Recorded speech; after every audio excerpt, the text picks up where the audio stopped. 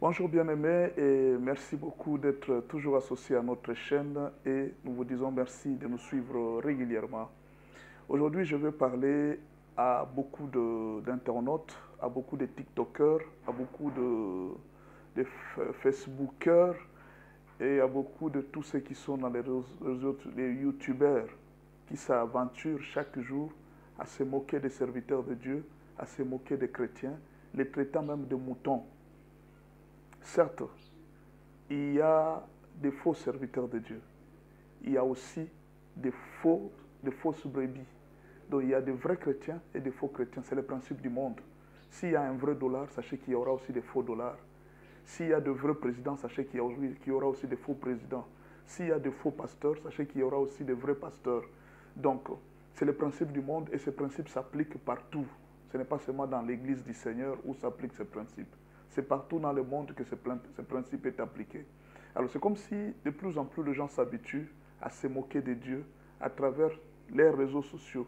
Moi, je vais te demander un conseil. Quand tu vois les gens faire leurs vidéos, ils s'inspirent de quelque chose et ils y créent. Pourquoi toi, tes vidéos ne doivent s'inspirer que sur les choses de Dieu? Tu veux vraiment te moquer de Dieu? Tu veux vraiment commencer à faire tes vidéos pour te moquer des serviteurs de Dieu? Moi, c'est le conseil que je vais te donner. C'est juste un conseil que je te donne. Ne t'habitue pas à faire des vidéos pour se mêler des choses de Dieu. C'est trop dangereux. Rappelez-vous de Ponce Pilate. Vous vous rappelez de Ponce Pilate? Il avait lavé les mains. Pourquoi? Sa femme lui a donné un conseil. N'entre pas dans ces histoires de leurs conflits. Ça risque de te coûter trop cher. Ne viens pas, tu ramasses, tu trouves un problème de pasteur Marcelo, de pasteur Denis Lessi, de pasteur ceci. Ne viens pas, toi, tu te retrouves là, tu entres dedans, tu commences à parler. Tu ne connais pas les tenants et les aboutissants. Un seul conseil que je vais te demander, fais ton travail sur les réseaux sociaux, cherche l'argent, crée d'autres contenus, mais ne t'habitue pas à faire des nombres de vues, des nombres de faire les buzz sur les noms des serviteurs de Dieu. C'est juste un conseil que je suis en train de te donner. C'est très dangereux pour toi. Ça risque de te coûter trop cher. Si pas aujourd'hui, peut-être dans les jours qui viennent. Ne joue pas avec Dieu. La Bible est claire là-dessus. On ne se moque pas de Dieu. Alors, si tu veux que je t'aide, je vais te parler de quelque chose. Peut-être que ces conseils que je vais te donner, ça peut beaucoup t'aider. Un jour, il y a un serviteur de Dieu qui a vu un général entrer chez lui. Le général souffrait de la lèpre. Ce serviteur s'appelle Élisée. Alors, si le général souffrait de la lèpre, il fallait qu'Élisée puisse guérir le général. Le général est venu pour la guérison, il aurait appris qu'Élisée guérissait les gens de la lèpre. Après avoir guéri le général a proposé beaucoup d'argent à Élisée le prophète. Élisée a dit non, je ne prends pas ton argent. Maintenant, le serviteur d'Élisée a fait une malice. Il est parti suivre le général en catimini pour lui dire que non, donne-moi cet argent-là. Le prophète m'a envoyé pour prendre l'argent. Il y a quelque chose qui s'est passé. Quand monsieur est venu, il a fait semblant comme s'il n'avait rien fait. Le prophète lui a dit, je t'ai vu, j'ai vu ce que tu as fait. Que la lèpre qui était dans le corps du général puisse rentrer dans ton corps. Ah voilà, c'est là que je suis. Des fois, vous ne savez pas le poids que pesent les serviteurs de Dieu. Les serviteurs de Dieu que vous voyez ici, ils perdent beaucoup de charges de la vie des gens. Ils ont souffert pour la vie de beaucoup de gens. Élisée a voulu que cette lèpre puisse être jetée dans le Jourdain. Donc voilà, le serviteur de Dieu est venu. Il est venu s'immiscer dans les problèmes qui ne le concernaient pas. Il a voulu corriger l'homme de Dieu. Il dit, tu as fait une erreur. Pourquoi tu as pris cet argent? C'est ce que beaucoup d'entre vous sont en train de faire sur les réseaux sociaux. Vous voulez corriger Dieu pour dire que non, les serviteurs de Dieu sont devenus des escrocs. Ils sont devenus des voleurs. Mais alors, qu'est-ce que vous voulez? Qu'on vous donne cet argent? Que les gens prennent? Que les gens donnent à l'église? Qu'on vous donne vous? Vous voulez qu'on vienne vous donner vous? Les gens qui donnent l'argent chez des marabouts, vous ne les condamnez pas. Il y a des loges qui sont partout ici. Les autorités sont en train de voler l'argent, ils sont en train de faire. Vous ne les condamnez pas. Maintenant, vous voulez vous acharner chez les pasteurs? Moi, je suis en train juste de te donner un conseil. Ne t'habitue pas à entrer dans des débats de choses qui ne te concernent pas. Ça risque de te coûter trop cher. Alors, si tu ne veux pas toujours écouter, je vais te raconter quelques histoires. Il y a un pasteur qui était DG dans une entreprise pétrolière. Il avait beaucoup d'argent et il travaillait pour son Dieu. Donc il n'avait pas besoin qu'on lui donne l'argent, lui. Vous voyez un peu? Il n'avait pas besoin qu'on lui donne l'argent.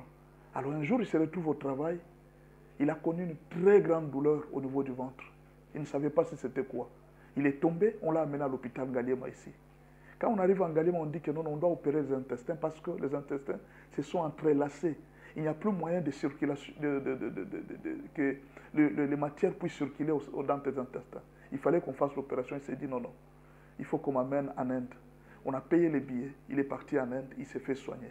Il a passé 6 bonnes années à l'hôpital, en Inde. Pendant 6 mois, pas 6 bonnes années, 6 mois à l'hôpital en Inde pour être guéri. Quand il est revenu, il s'est dit, ah mon Dieu, parce qu'en Inde on lui a dit, ça c'est la mort, tu étais déjà mort. Et il a dit, ah mon Dieu, donc je devrais mourir et laisser tout sur cette terre. Donc il s'est dit, pour remercier Dieu, il a vidé sa caisse, tout son argent qu'il avait. Il a reconstruit l'église, il a donné à Dieu et il a commencé à aider les gens. Je voulais vous poser la question, ce pasteur est mouton, il a perdu son argent pour rien? Vous pensez vraiment? Non, vous ne comprenez pas. Je vous donne alors un deuxième témoignage. Il y a un monsieur qui était commerçant, il avait 4 parcelles. Il se rendait dans son voyage.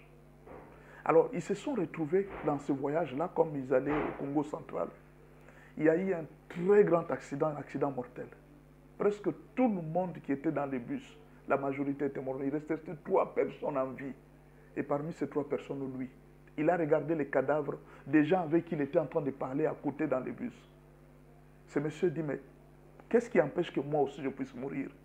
Mais c'était ma mort moi aussi.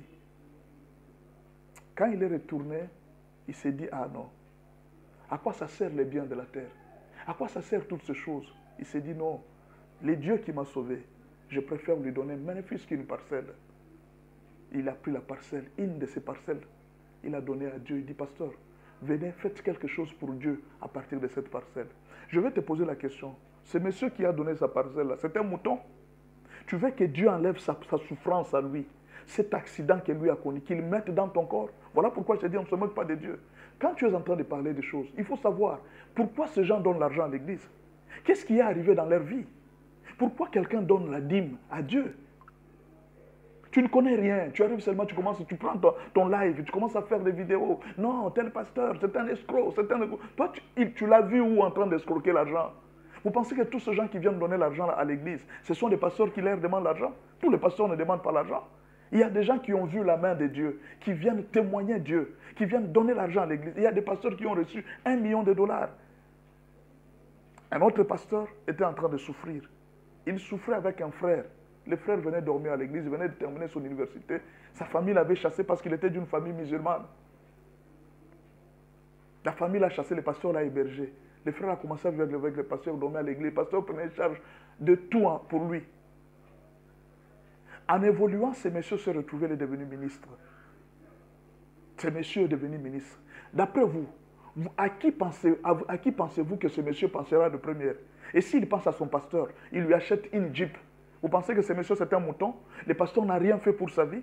Donc tous ces pasteurs que vous voyez là, vous les voyez prêcher, ils arrivent à la télévision et ils prêchent. Vous pensez que ce sont des gens qui n'ont rien fait dans la vie des gens? Vous ne savez pas combien les pasteurs ont investi dans la vie de plusieurs personnes.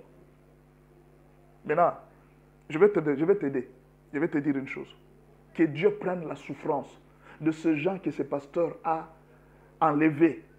Ces gens qui sont venus dire merci à Dieu. Qu'ils mettent ça dans ton corps. Qu'ils mettent ça dans ta vie. C'est alors que tu vas te rendre compte de choses que tu es en train de dire. Parfois, tu ne te rends pas compte de ce que tu es en train de déclarer. Tu viens à la télévision, non, tu fais ton live, tu commences, ton émission seulement c'est injurier le pasteur. Moi, je demande à Dieu qu'il prenne la souffrance de tous ces gens qui sont venus rendre grâce à Dieu, les accidents qu'ils ont ratés, les maladies dans lesquelles ils ont été guéris. Ils sont venus rendre grâce à Dieu. Toi, tu les appelles des moutons, des gens qui ne sont rien, parce qu'ils sont venus rendre grâce à Dieu. Mais alors, que Dieu prenne cette maladie, qu'il la mette dans ton corps, que Dieu prenne cet accident, qu'il l'envoie chez toi, parce que toi, tu veux te moquer de Dieu. Tu ne connais pas ce que ces gens ont vécu. Je t'interdis à partir d'aujourd'hui. Quand tu fais tes lives, sors de ces histoires de Dieu. Laisse Dieu tranquille. Et toi qui viens injurier les pasteurs, je vais te dire, il y a parfois certains pasteurs qui ne réagissent pas. Mais si je te dis que si ce pasteur pleure et qu'il te maudit, la malédiction va t'atteindre. Ça ne rate pas. Ça va t'atteindre. Fais attention quand tu es sur les réseaux sociaux, de dire n'importe quoi sur les serviteurs de Dieu. Tu vois tel pasteur, tu commences à les critiquer. Tu vois tel pasteur, tu commences à parler. Fais attention, cherche tes vues autrement, cherche tes buzz autrement. On ne se moque pas de Dieu. Je répète plusieurs fois, on ne se moque pas de Dieu. On ne se moque